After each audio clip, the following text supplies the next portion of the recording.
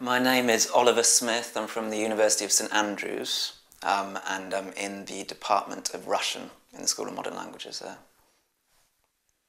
But the position that I'm coming from, I should say, is from my PhD and research has been in the field of theology. So I'm coming at it from more of a religious, spiritual perspective.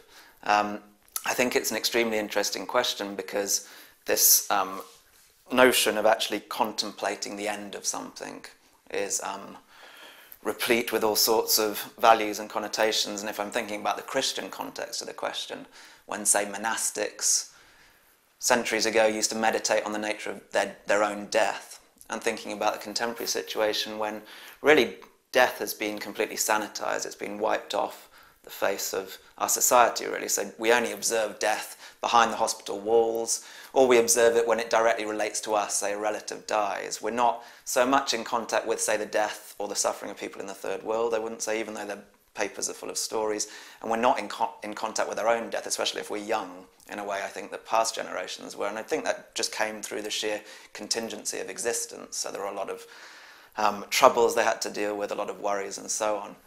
And so I think this question about imagining the end of the human, it relates to maybe two things.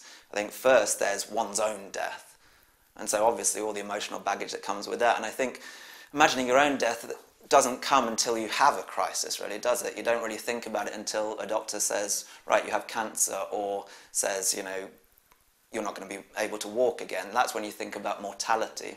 You know, really that question of mortality should be there a long time before that. But then even wider, there's thinking about the death of humanity as a whole. And I'm particularly interested, I think, in the relationship between those two things. So thinking about the death of the individual, so myself, and also the death of humanity as a whole. And I think they're intimately related.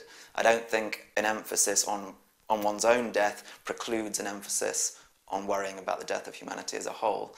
In the context of climate change, I think what it brings is, you know, really this needed emotional response to it, because at the moment we're still at the stage where we're hearing a lot of scientific facts. Pretty much everyone in British society, or everyone who's educated or who reads, knows what the figures and statistics are. We know where we're at, we know the severity of the situation. What we don't have is this sheer emotional response to the crisis.